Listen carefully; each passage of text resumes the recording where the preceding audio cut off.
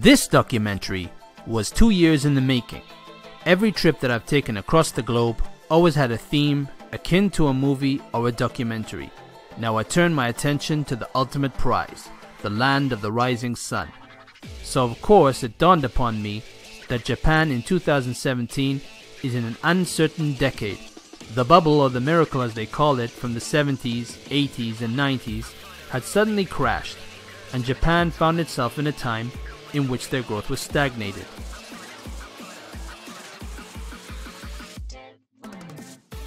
Animes have come and gone, movies have come and gone, but one thing Japan continues to do is produce food, technology, and weirdos. Join me on a journey of a lifetime where I look at the funny, the wild, the enjoyable, and the totally weird side of Japan at its rawest. No apologies, no honorifics.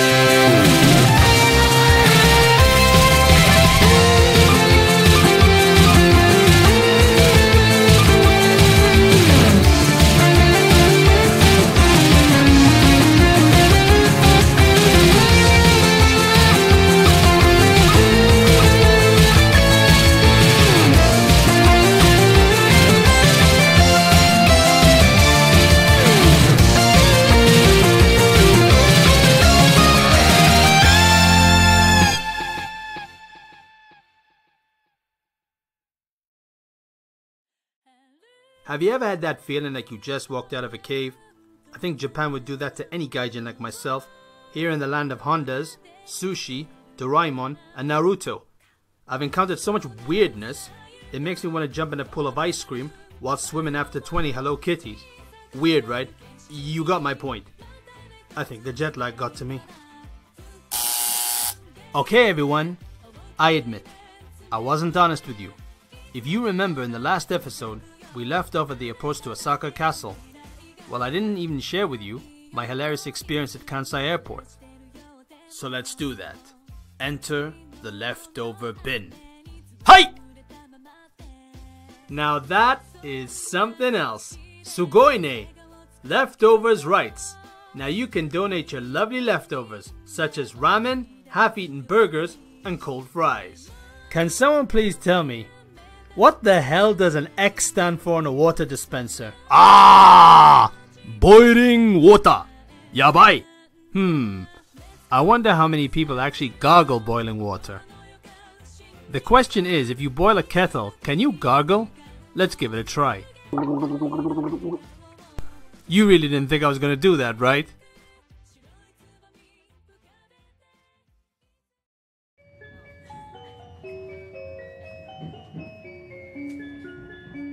If you come to Japan for the first time, it's most likely you'll catch the train to your destination.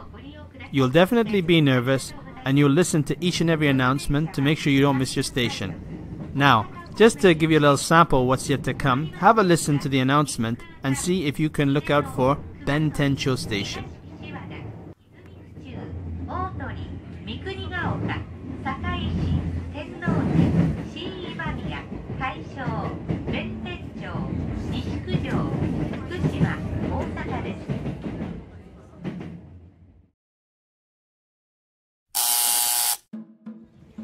The iconic thing about Japanese castles are its entrances.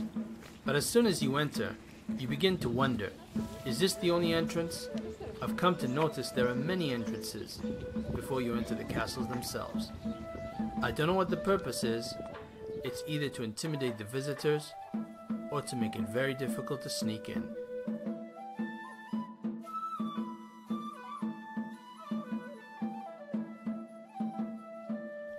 Take one little guess why they put this sign here. That's to stop tourists with rented bicycles from committing epic fails. Due to restrictions filming inside the castle, I wanted to share this photo because I felt this was the trophy and a symbol of achieving a dream come true. Let's not forget that Japan is also famous for its fashion statements. When I saw this, I could not make out what the hell you could call this. These are baggy jeans that are divorced from the feet. They somewhat look like oversized kung fu pants. Would you wear them? Weird. Way now to a very famous place in Osaka. They call it the kitchen of Japan, and right by me it's called Dotonbori. So if you're a lover of Japanese food, you haven't eaten Japanese food until you've eaten here. Walking up and down the world's most weirdest country, and yeah, trying to find food, which is not difficult. It's just trying to find halal food is even more difficult.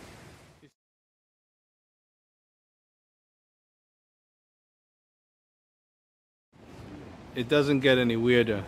I'm in Dotonbori, and I noticed that these 4 heads are standing here. It's the most screwed up statues I've ever seen. You got guys with big massive heads and legs, no between. So deformation at its best.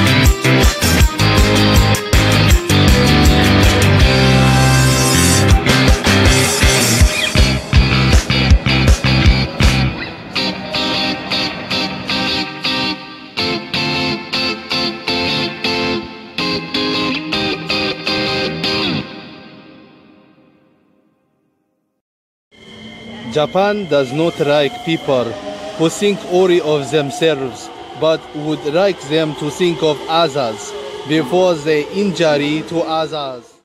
I have never seen, in my travels across the world, get so much attention like selfie sticks with the type of disaster they could cause. Well done, Japan.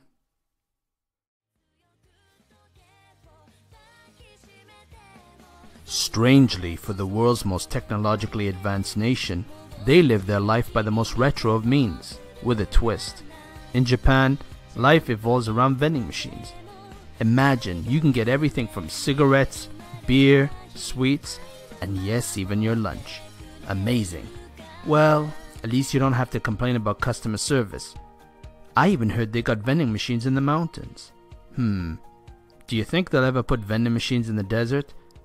Ah, Japan. Food, technology, and weirdos.